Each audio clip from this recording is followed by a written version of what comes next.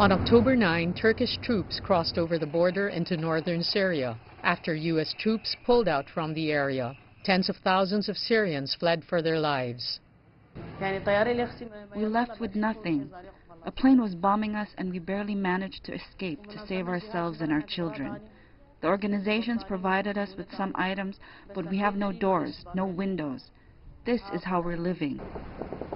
Turkey said it went in to flush Syrian Kurdish militants out of the border area, believing them to be a threat to national security. It also wanted to create a so-called safe zone in the process, a place where those displaced by the fighting could find refuge. The Turkish president said he thought he had support for the safe zone until he realized none was forthcoming. Uluslararası toplumdan beklentimiz.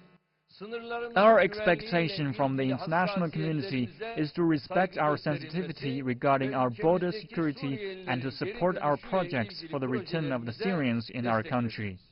If they don't support the projects we have developed for the return of 1 or 2 million of Syrian refugees at first stage out of 3,600,000 of refugees living in our country, we have no choice but to open our borders and let them march to Europe. Erdogan reiterated this message at the Global Refugee Summit in Geneva. He said the EU and the United States must do more to help shoulder the heavy socio-economic costs of caring for refugees. The EU has extended $2.2 billion so far to help Turkey's Syrian refugees. But Erdogan says it's very little compared to the $45 billion Istanbul has spent to shelter and assist the refugees. So has the Turkish president a point? Shelley Inglis, a U.S.-based professor of international law who served as an official for the United Nations in Turkey in 2015, believes so. She cited what she calls Turkey's noteworthy and highly unusual steps to integrate Syrians. The former UN official noted that 98% of Syrians in Turkey live in local communities and not in refugee camps. They're not even recognized as refugees.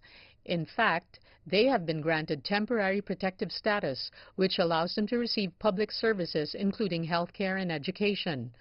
They're also allowed to seek employment, with over 60,000 work permits issued. Despite this, the United Nations estimates about 2 in 3 Syrian households in Turkish cities live close to the poverty line. Turkey maintains they are welcome, but analysts fear the invitation isn't open-ended. Turkey needs to breathe a sigh of relief. It's true that we accept our refugee friends. We're always ready to embrace them. But I think it's time for them to return to their own country, their own land.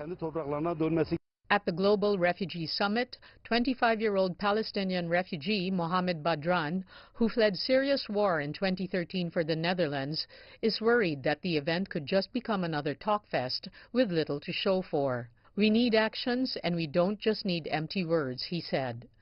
Lara Parpan, CGTN.